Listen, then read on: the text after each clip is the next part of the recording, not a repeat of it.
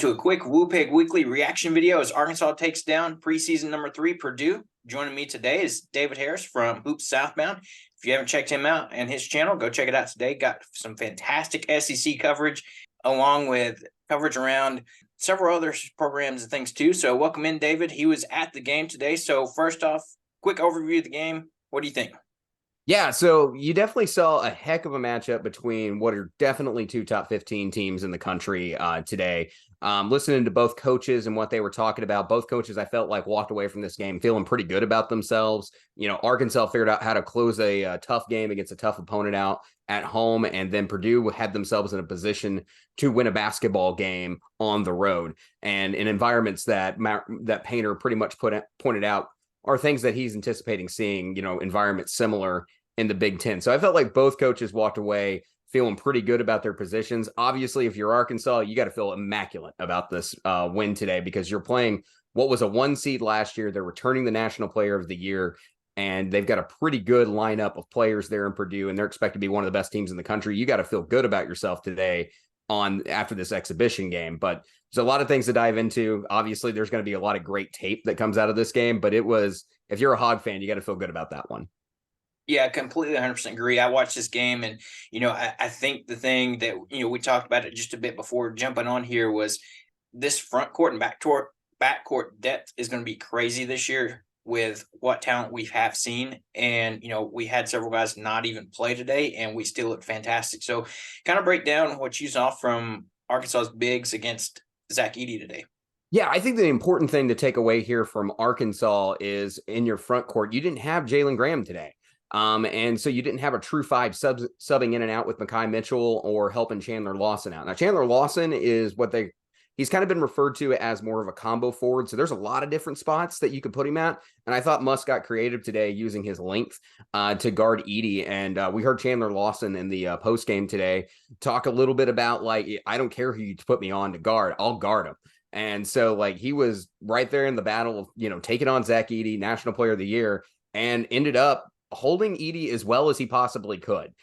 Because I've seen plenty of teams that Edey has ripped apart down low, and Arkansas's defense in the front court did a pretty good job of holding one of the best big men. And I felt like that was one of the big questions for Arkansas coming into this season is how good they were going to be in the front court.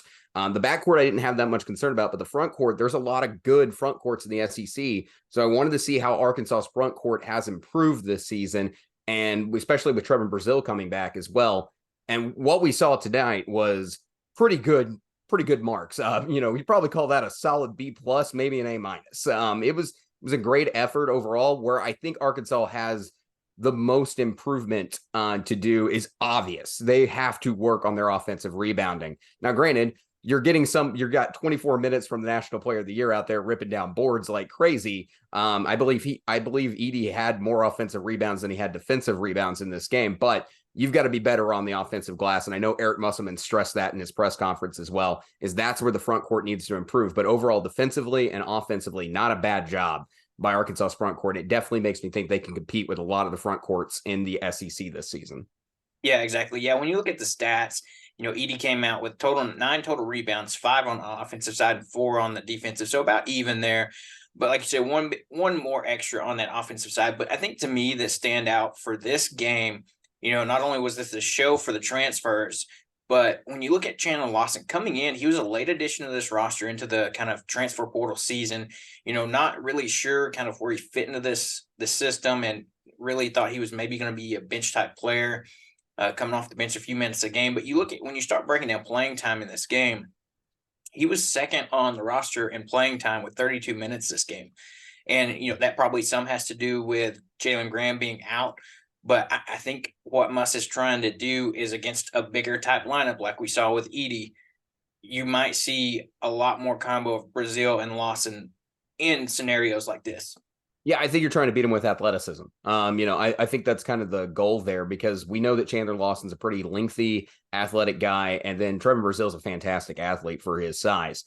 So you got to think that was kind of the game plan out there originally, was to go out there, play the best defense you can, and just be a better athlete than, no offense to Zach Edey. He's a dominant rebounder. He's a dominant scorer, but he's not he's not out there running floor to floor at a lightning blistering pace or anything like that. So I think the emphasis was to go out there and try to be better athletically. Now, obviously, when Mekhi Mitchell got into the game, he did foul out in this, but he did not have a bad game. He did have 3 defensive boards and played 20 minutes. I thought he did a pretty good job, all things considered, and I thought he got himself involved a little bit on the offensive end. Although he only walked away with 4 points, I saw him get in the spots that he needed to be in at times. It's a little bit more, it's kind of stressful because, like, not stressful, that's not the right word, but I think you have some question marks exactly of how much he's developed. But again, when you're facing Purdue, I think it's kind of hard to answer those questions to begin with because of the other guy who's playing in the same, your counterpart is in a whole different class than the majority of centers you're going to face in this league. So I think overall, again, I think athleticism was the emphasis on Muss, and I think Mitchell did a pretty good job when he was asked to come into that game. And also, we saw him a lot against, I forget Purdue's backup right now. I could look it up on the stat sheet, but we saw Mitchell a lot against him, and I thought he did a pretty decent job of working him the best he could defensively as well. Yeah, and you just mentioned it right there. That's one thing I want to hit on is in this game, defense looked fantastic for this, just to be an exhibition game in October. This defense looks like it's almost in midseason form, and we haven't even started the season yet. And I think that has to do with, you look at the backcourt here, 2 names, Tremont Mark and Devo Davis. Those 2 guys are going to be anchoring this defense, I think, all season long when it comes to your backcourt and harassing guards up and down the court whenever that ball gets brought across that half-court line. Yeah, oh, for sure. And we even heard Painter talk about that today, is how well the guards were defended on Purdue's side, to where they had issues dumping the ball into Edey and their other bigs. Purdue's a big team. They want to play you down low. They want to do 2 things. They want to shoot threes, and they want to get the ball down low to their big men down there. And Arkansas's guards weren't allowing easy passes to Edey and grief, I cannot remember his name right now, but they weren't allowing passes down to the bigs. And that was extremely helpful defensively to Arkansas. But the backcourt, yeah, you're right. You've got Tremont Mark, outstanding defender. Devo Davis, outstanding defender. And then you've also got Layden Blocker, who's going to be developing further as a great defender. He only saw limited minutes tonight. I believe he played 8 minutes for the Razorbacks. He had a pretty good game as well, and he's a good defender as well. You could see him working the other guards out there on defense. He's going to be really good, and as he continues to develop his game, I think we'll see larger and larger contributions from him because he's lightning quick and he's a really good defender. So the backcourt, yeah, you got to love what Arkansas's backcourt did to Purdue today. And that's a large portion of why they won this game. The backcourt did its job. And again, this is not only one of the best backcourts in the SEC, I think it's one of the best backcourts in the country. I don't think that's a stretch to say that it's at least in the top 15 and in backcourts in the country. And it's incredibly deep because you have a lot of interchangeable guys out there. They're all ranging from that 6'4", 6'5", 200-pound class, not 200 pounds, but that just popped in my head. But guys with some muscle on them is what I'm emphasizing. You got guys who can guard. You got guys who can play in isolation like Tremont Mark. You got guys who can do different things on the offensive end, and they all play tough defense. It's a really, really good class of guards that Arkansas has.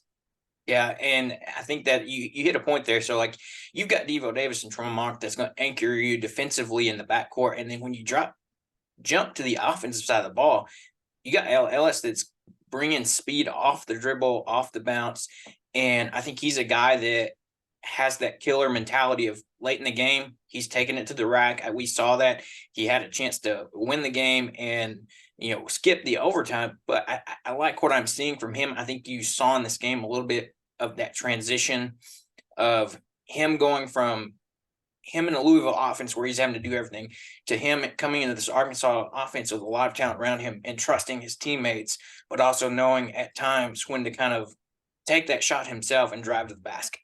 Yeah, I was surprised that we only saw 27 minutes from Ellis. I thought he had a really good game, 12 points for the Hogs. He was 50% from the floor, hit a 3 in there, grabbed 3 boards, and he also collected, he recorded 3 assists.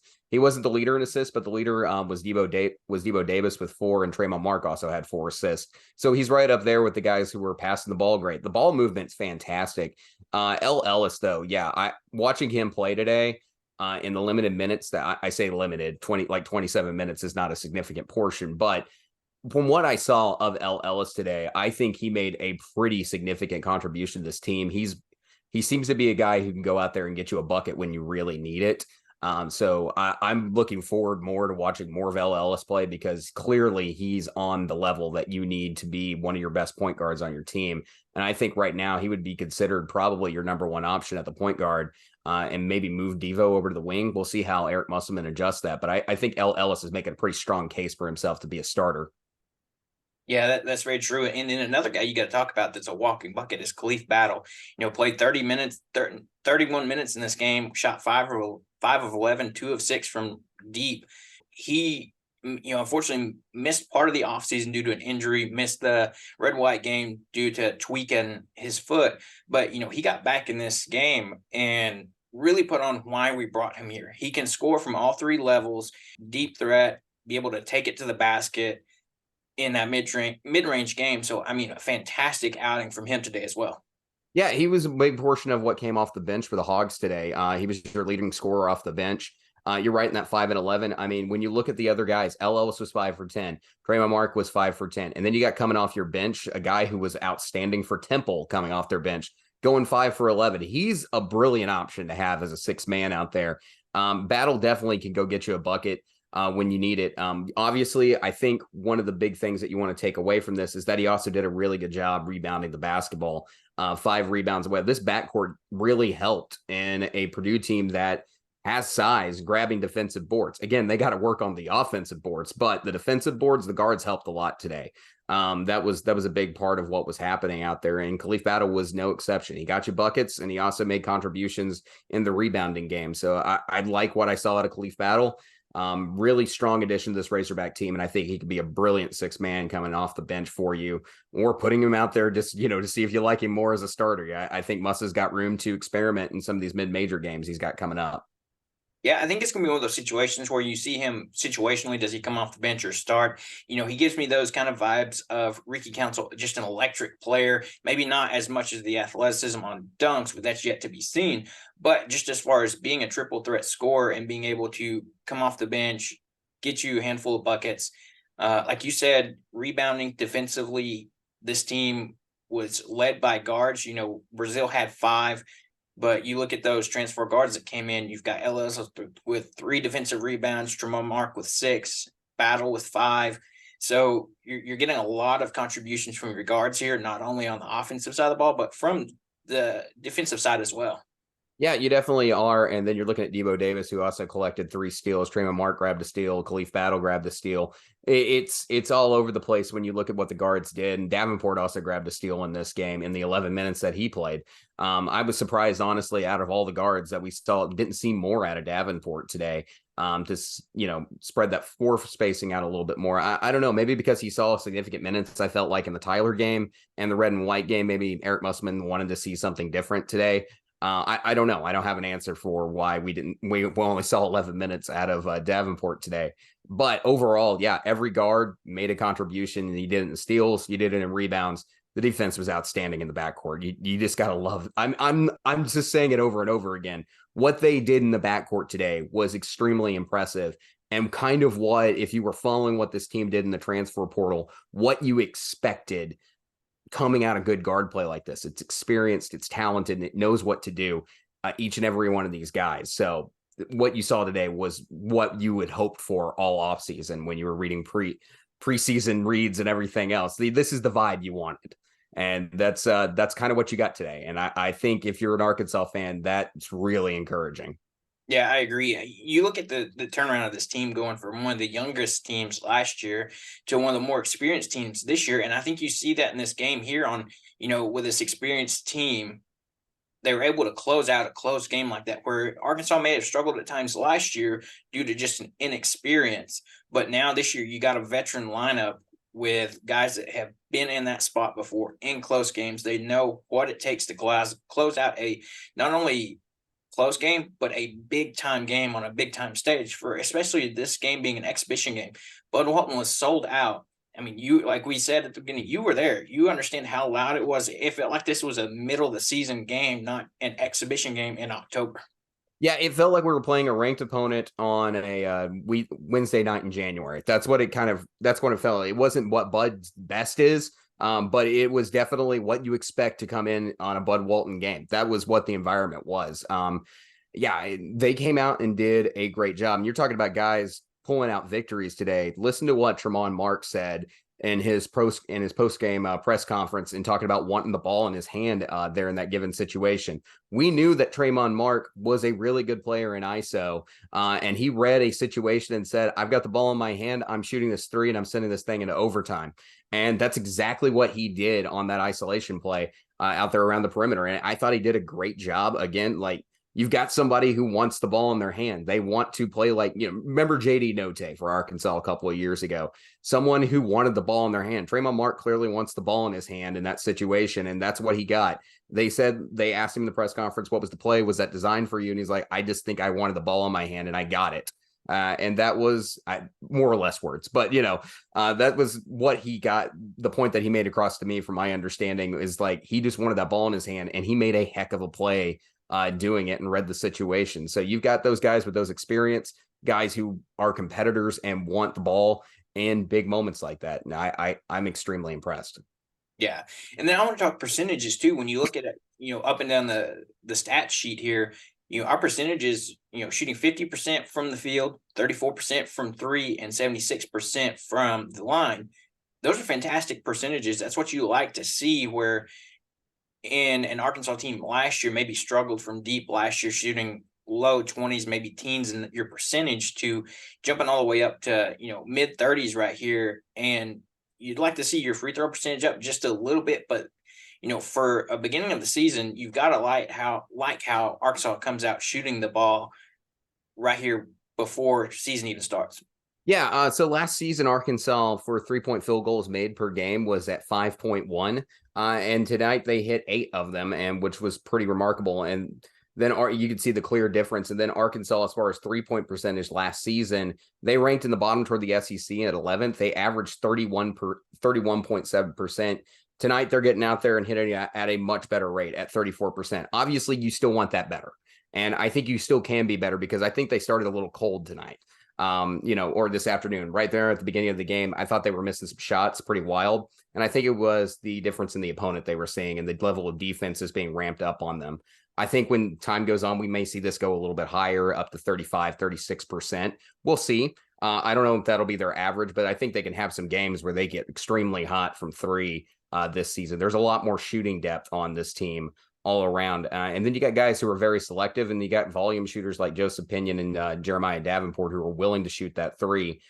We've seen how hot Jeremiah Davenport can get from three, and he only hit 1 3 today in the 11 minutes that he played, and that was one of his field goals. He also had a pretty great mid-range shot that he took to the paint there also. But, overall, there was a decent amount of threes, but you tied Purdue in the amount of threes, 3-point field goals made for this game. So that's also encouraging, is that you could match a team, one of the best teams in the country on 3-point, across your 3-point field goals made. So I think that's an encouraging sign. And I think once they get a little bit more reps, play some more competition, and play against higher caliber defenses as the season goes on, I think they're going to continue to get better at shooting threes.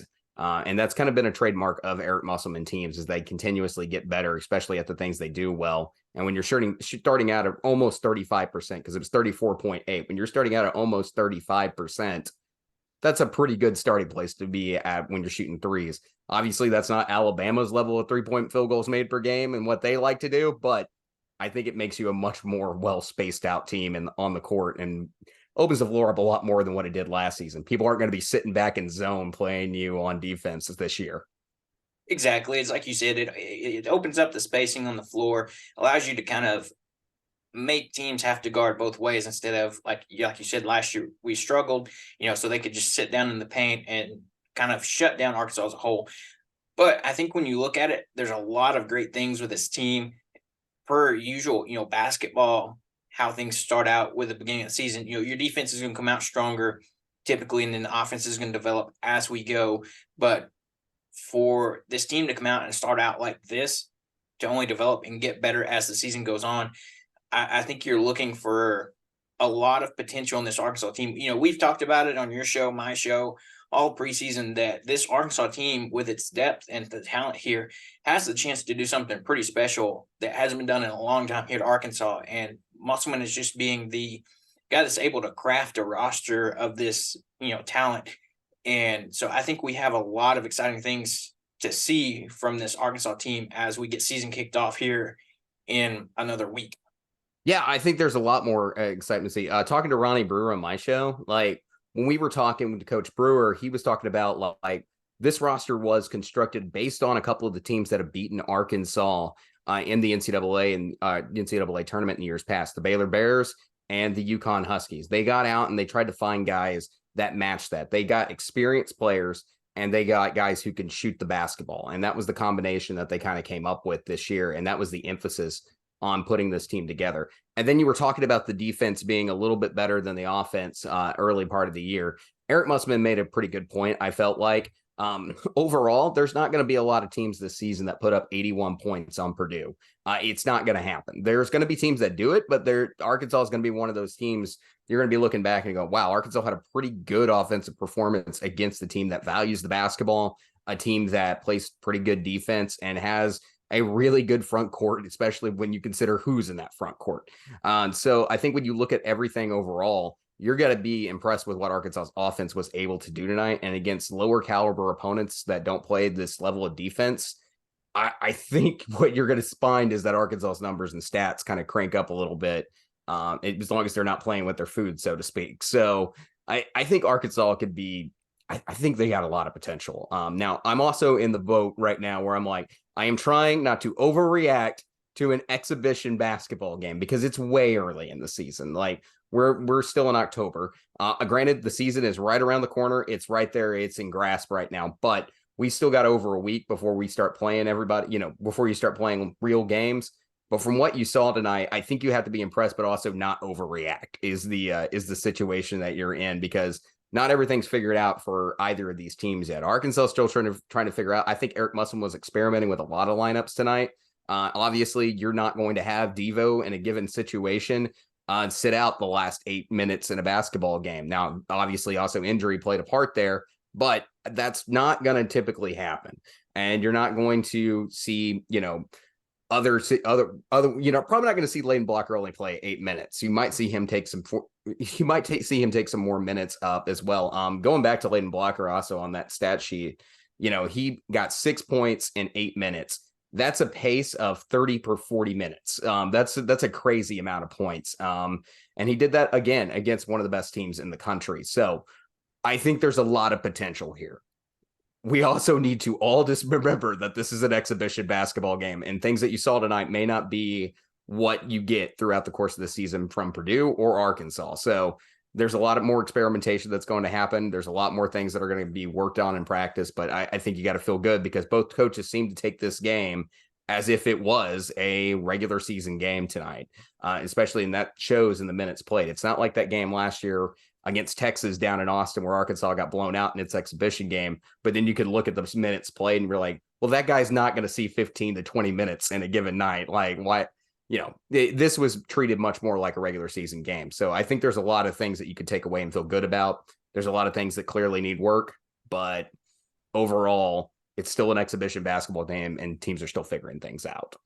Yeah, couldn't agree more. Like you said, that's one thing Arkansas fans, sometimes tend to do is overreact a little bit. And that's where we've got to pump the brakes and, let Musselman do what he does best and mold this roster, figure out the lineup that he wants to go. And, each game could be a little bit different. Just like we said, basketball is situational depending on what you're going up against. But for the most part, you've got to let Musselman fine tune this roster like we know he can do. And once he finds that roster and that lineup that he likes, then I think that it's going to catch fire and it's just going to be a fantastic season. But like you said, there's still going to be some tinkering that's going to be done, by both teams as we get into regular season play within just a week here. And as we go through those non-conference early season games into, that holiday Thanksgiving tournament time where competition levels will start to ramp up. And then you've got a big game right after that against, an old foe in the Duke Blue Devils. So there's some Yeah, there's a lot to look forward to this season. Again, though, I don't want to take away anything when I'm saying that. Don't overreact. You just beat the number 3 team in the country. Also, that's why your Hog fans are going to may overreact a little bit, is because you just beat the number 3 team in the country. And you know what? You should celebrate the fact that you've won this game. But also remember, this game doesn't count for anything, and both teams are trying to figure things out. But you're right. What I think you saw tonight is letting everybody know that Arkansas is going to be in almost every one of those games they're going to play. When they go down to the Bahamas and they see Stanford and Michigan or Memphis and whoever they may see on the other side of the bracket, like North Carolina, Villanova, Texas Tech, or UNI, those teams are all going to be in for a challenge when it comes to Arkansas. Duke knows now that they're probably going to have a really, if they didn't already, have a really tough fight when they come to Bud Walton for the ACC SEC Challenge. And there's other games that are going to be tough in the non-conference schedule. We talked about it on my show, UNCG and Furman. While people may be sleeping on those are quality mid-major teams. So I think you made an announcement for everyone that you've got a pretty good team here when you go out and you beat the number 3 team in the country at home. So yeah, there's a lot to look forward to. And the month of November is going to be exciting for Razorback basketball. You're going to see a lot of good matchups. And I think as long as this team stays healthy, emphasis there, as long as this team stays healthy, they're in really good shape. This is a great team from what we saw in this exhibition game tonight. Agreed. So as we wrap up here, David, let everybody know where to find you at and where they can go and get all the SEC and mid-major content. Yeah. So we primarily focus on SEC basketball, but we do talk about mid-major content. We also talk about SEC women's basketball over on my channel. We're devoted to Southern basketball. That's the mid-majors that we cover. So that includes, for Arkansas fans who may be listening, Arkansas State, UALR, I guess it's Little Rock now. And then UCA will also maybe occasionally talk about, think it a little bit less this season, granted, for what's going on in the Atlantic Sun. But you can check us out at Hoops Southbound. We're on YouTube. We're on anywhere that you get your podcast. You can check us out there. We've got great series like Freshman 15. You can check out like what we've put together talking about Layden Blocker and Bayfall, for the Razorbacks on our Freshman 15 series. A lot of great content over there. And also our interview with Coach Ronnie Brewer is on as well. So yeah, please come by, check us out, give us a follow. We're at Hoops Southbound. Just type in Hoops Southbound. You can find us most anywhere. Yeah, fantastic things Dave does over there. We're both part of the Variety Sports Network, so go check out other fantastic shows they have as well. But there you have it, folks. That's our rapid reaction on the Arkansas-Purdue exhibition game. And we'll catch you back here on Big Weekly on Thursday for our normal episode. And until then, have a great day.